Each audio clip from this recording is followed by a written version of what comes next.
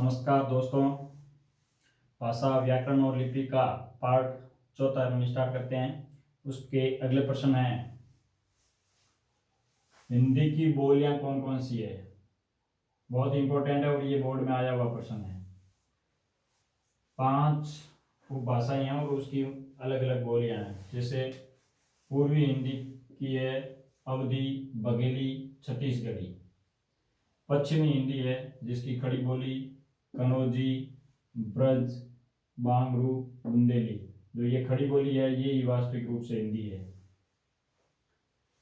बिहारी, बिहारी में मगही, मैथिली, भोजपुरी। राजस्थानी, राजस्थानी बहुत सारी है, देखो मेवाड़ी, मारवाड़ी, मेवाती, हाड़ौती, मालवी, ढूंढाड़ी, बांगड़ी। फिर है पहाड़ी, पहाड़ी में गढ़वाली, कुमायूनी, मंडियाली।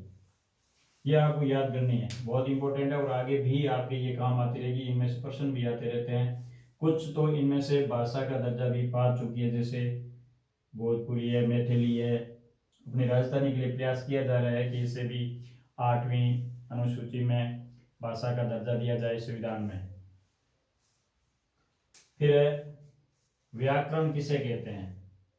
किसी भाषा को शुद्ध रूप से लिखने और बोलने संबंधी नियमों की जानकारी देने वाला शास्त्र व्याकरण कहलाता है। कोई भी भाषा होती है उसके शब्दों का स्ट्रक्चर होता है कि कौन सी क्रिया, वर्ब, जो भी अंग्रेजी में स्ट्रक्चर होता है, सब, सब्जेक्ट, वर्ब एंड ऑब्जेक्ट। उसी तरह हिंदी का भी है एक स्ट्रक्चर बना हुआ है कि पहले कर्ता आएगा, फिर जैसे उद्देश्य है, विधेय है, ये संज्ञा, सर्वनाम। ठीक है, तो ये भाषा का कुछ नियम होता है बोलने के। जैसे अपने सहायक क्रिया सबसे पीछे आती है, लेकिन अंग्रेजी में पहले आती है सहायक क्रिया, उसके बाद में वर्ब आती है।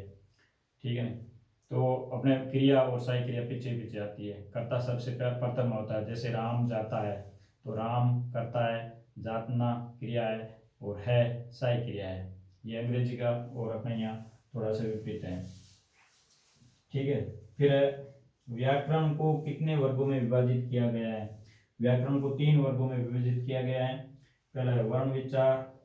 वर्ण विचार में वर्ण है अपना हिंदी का एक मानक वर्णमाला है जो भारत सरकार के द्वारा हिंदी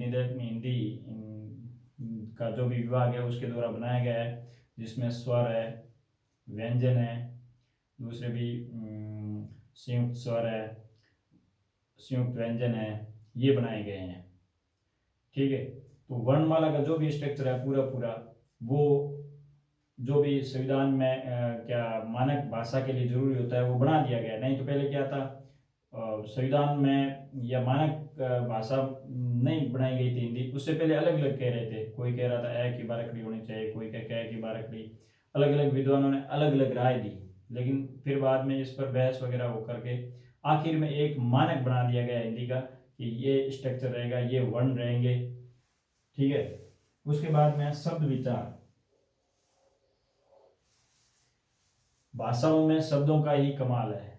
जैसे भी हम अंग्रेजी के लिए कहा जाता है कि आप ज़्यादा से ज़्यादा मीनिंग याद करिए या अपना वर्ड पावर बढ़ाइए। हिंदी का तो ऑलरेडी, क्योंकि हम यहाँ ये पूरा पूरा इन्हीं भाषाओं से ज़्यादातर 80% वर्ड है जो हिंदी में इन्हीं भाषाओं या बोलियों से आ रखे हैं। लेकिन कोई भी भाषा होती है उसमें वर्ड दूसरे जगह से भी आए हुए होते हैं, तो वो एक पूरा पूरा उस शब्द विचार में पूरी पूरी आ जाता है। जैसे अपने शब्द विचार है, इसमें 4 प्रकार के शब्द होते हैं। जैसे उत्पत्ति के आधार पर, उत्पत्ति के आधार पर तत्सम, तद्भव, देशज, विदेशज। तत्सम शब्द वे शब्द होते हैं जो हूबहू संस्कृत से आए हैं और हम वैसे ही यूज कर रहे हैं, वो तत्सम शब्द हैं। तद्भव संस्कृत से तो आए हैं लेकिन वो थोड़े बहुत परिवर्तन हो गए हैं, तो वो तद्भव हो गए। देशज अपनी देशी भाषाओं से आए हुए हैं, जैसे इडली, डोसा वगैरह ऐसे ही कुछ शब्द हैं। ठीक है, और उसके बाद में विदेशी विदेशी भाषाएं हैं, उनसे भी हम जो भी समकालीन विदेशी भाषाएं अपने हिंदी के संपर्क में रही, यहाँ उन भाषाओं के लोग आए, जैसे अंग्रेजी वगैरह के, डच है, पुर्तगाली है, चाइना है, रशियन है, तो उनसे भी हमने शब्द अडोप्ट किए हैं, तो वो शब्द विचार पूरे पूरे आएंगे। उसके बाद में आते हैं अपने संज्ञा, अविकारी शब्द आदि। ये योग रूढ़ शब्द, योग रूढ़, यौगिक शब्द, और ये सारे शब्द विचार में आएंगे। फिर वाक्य विचार में वाक्य कितने प्रकार के होते हैं, अर्थ के आधार पर, क्रिया के आधार पर आदि, ये पूरे वाक्य विचार में। तो ये पूरी व्याकरण होती है जो इन 3 विभागों में होती है। हम अध्ययन करते हैं, वर्णमाला का अध्ययन करते हैं, फिर शब्दों का अध्ययन करते हैं, इसमें संधि समास वगैरह यहाँ आ जाते हैं, वाक्य में वाक्य आते हैं, सकर्मक क्रिया वगैरह सारे इसी में आते हैं। ठीक है, तो दोस्तों पढ़ते रहें, मस्त रहें, जोश रखें, एग्जाम बहुत नज़दीक है। ये चैप्टर अच्छी तरह से तैयार कर लेना। जो भी मैं प्रश्न लिखवा रहा हूँ लगभग प्रश्न इन्हीं में से आएंगे। Thank you.